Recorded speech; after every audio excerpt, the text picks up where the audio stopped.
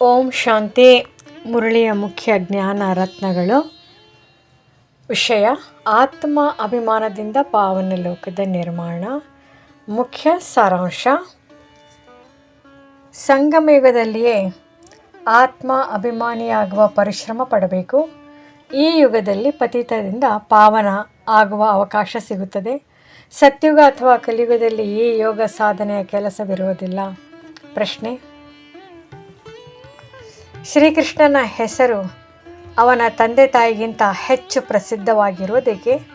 ಉತ್ತರ: ಯಾಕೆಂದರೆ ಶ್ರೀಕೃಷ್ಣನ ಜನ್ಮ ಯೋಗ ಬಲದಿಂದ ಆಗಿದೆ.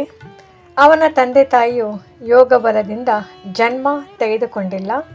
ಶ್ರೀಕೃಷ್ಣನ ಆತ್ಮವು ಪೂರ್ಣ ಕರ್ಮಾತೀತ ಸ್ಥಿತಿಯನ್ನು ಹೊಂದಿದೆ. ಪಾಪಾತ್ಮರು ಸಮಾಪ್ತಿಯಾದಾಗ ಪವಿತ್ರ ಪ್ರಪಂಚದಲ್ಲಿ ಕೃಷ್ಣನ ಜನ್ಮವಾಗುತ್ತದೆ.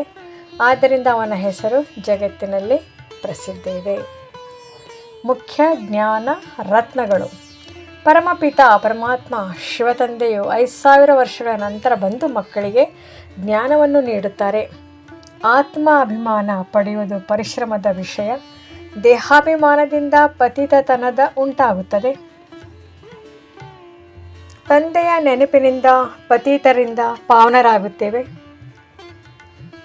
ಸತ್ಯುಗದಲ್ಲಿ ಪಾರಲೌಕಿಕ ತಂದೆಯನ್ನು ನೆನಪಿಸುವ ಅಗತ್ಯವಿಲ್ಲ, ಅಲ್ಲಿ ಸುಖ ಮಾತ್ರ.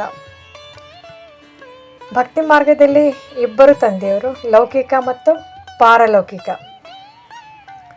ತಂದೆಯು ಹೊಸ ಪಾವನ ಪ್ರಪಂಚದ ಸ್ಥಾಪನೆಗಾಗಿ ಬಂದಿದ್ದಾರೆ. ಹೊಸ ಪ್ರಪಂಚದಲ್ಲಿ ಲಕ್ಷ್ಮೀನಾರಾಯಣರ ರಾಜ್ಯವಿರುತ್ತದೆ. ಕಲಿಯುಗದ ಪತಿತ ಪ್ರಪಂಚ ಸಂಪೂರ್ಣ ನಾಶವಾಗಬೇಕು. ನಂತರ ವೈಕುಂಠ ಬರುತ್ತದೆ. ಜ್ಞಾನ ಮಾರ್ಗವು ಬುದ್ಧಿಯನ್ನು ಶುದ್ಧಗೊಳಿಸುವ ಮಾರ್ಗ. ಪವಿತ್ರತೆಯಿಂದಲೇ ನಿಜವಾದ ಶಾಂತಿ ಮತ್ತು ಸುಖ ಸಿಗುತ್ತದೆ. ತಂದೆ ನೆನಪಿಲ್ಲದೆ ಪಾಪಗಳು ನಿವಾರಣೆ ಆಗುವುದಿಲ್ಲ.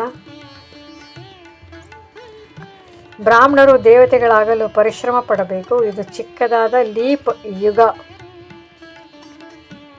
ಶ್ರೇಷ್ಠ ಕರ್ಮಗಳಿಂದ ಒಳ್ಳೆಯ ಕುಲದಲ್ಲಿ ಜನ್ಮ ಸಿಗುವುದು.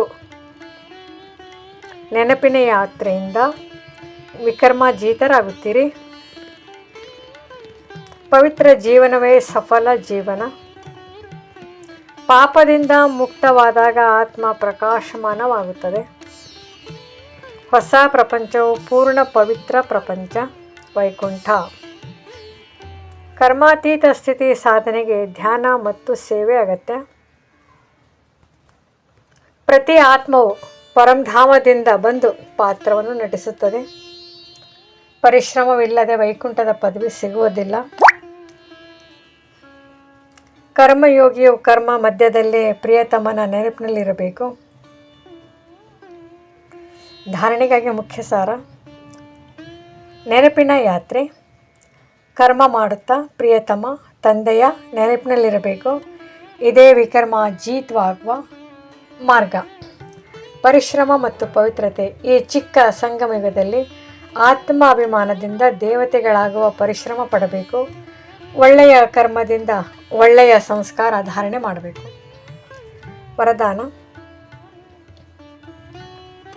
ಆತ್ಮೀಯ ಲೈಟ್ನಿಂದ ವಾಯುಮಂಡಲವನ್ನು ಪರಿವರ್ತನೆ ಮಾಡುವ ಸಫಲತಾ ಮೂರ್ತಿ ಭವ. ಹೇಗೆ ಭೌತಿಕ ಲೈಟ್ ಒಂದು ವಾತಾವರಣವನ್ನು ನಿರ್ಮಿಸುತ್ತದೆ, ಹಾಗೆಯೇ ನಿಮ್ಮ ಪವಿತ್ರ ಯೋಗದ ಲೈಟ್ ವಿಶ್ವದ ವಾತಾವರಣವನ್ನು ಶುದ್ಧಗೊಳಿಸಲಿ. ನಿಮ್ಮ ಆತ್ಮೀಯ ಪ್ರಕಾಶದಿಂದ ಶಾಂತಿ, ಸುಖ ಮತ್ತು ಪವಿತ್ರತೆಯ ವಾತಾವರಣ ಹರಡಲಿ.